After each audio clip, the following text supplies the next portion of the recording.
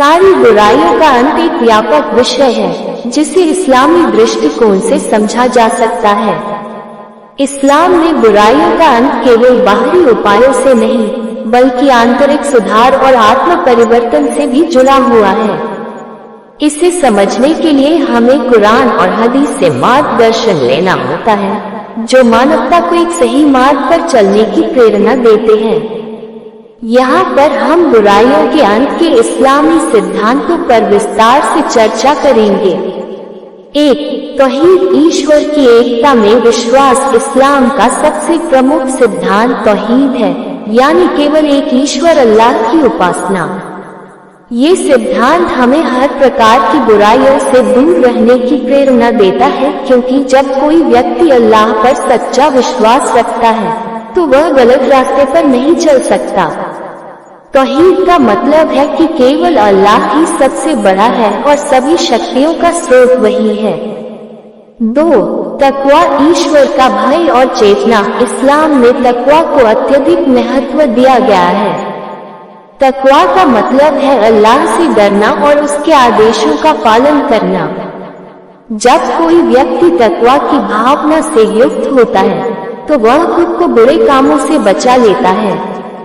अल्लाह से डर और उसके प्रति कर्तव्यों की भावना इंसान को बुराइयों से बचाने में मदद करती है।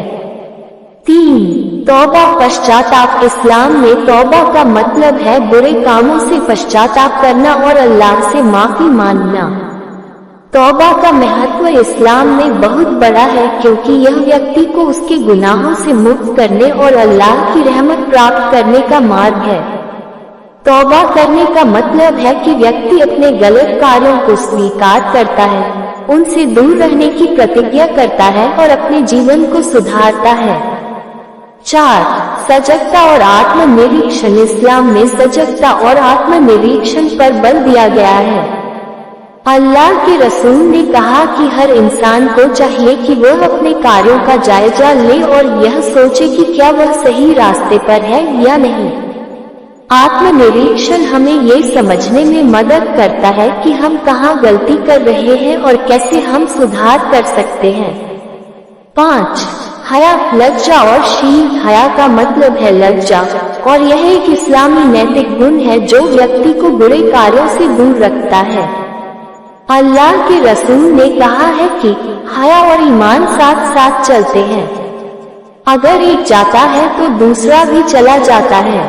हया इंसान को आत्म संयम की शिक्षा देती है और गलतियों से बचने के लिए प्रेरित करती है।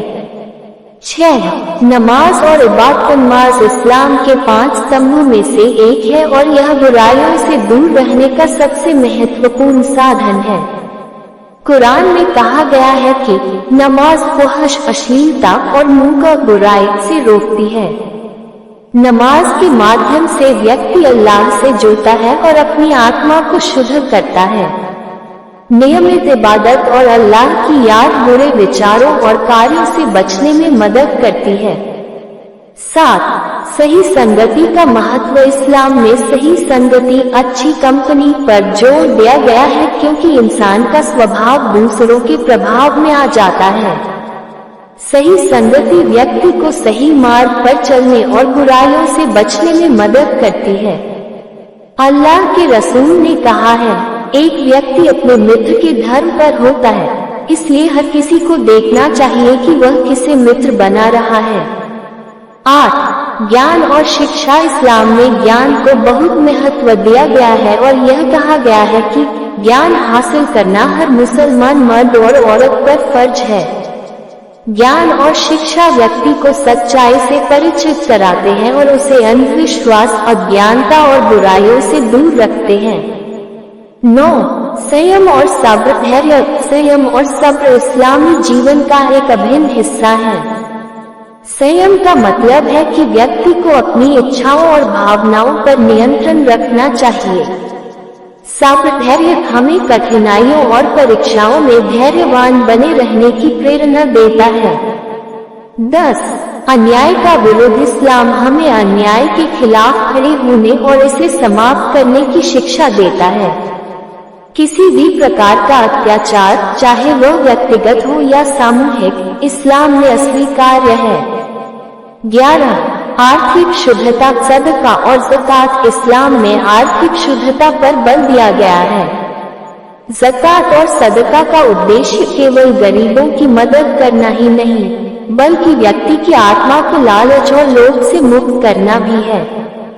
12. परिवार और समाज के प्रति जिम्मेदारी। इस्लाम ने परिवार और समाज के प्रति जिम्मेदारी को गंभीरता से लेने पर जोर दिया गया है।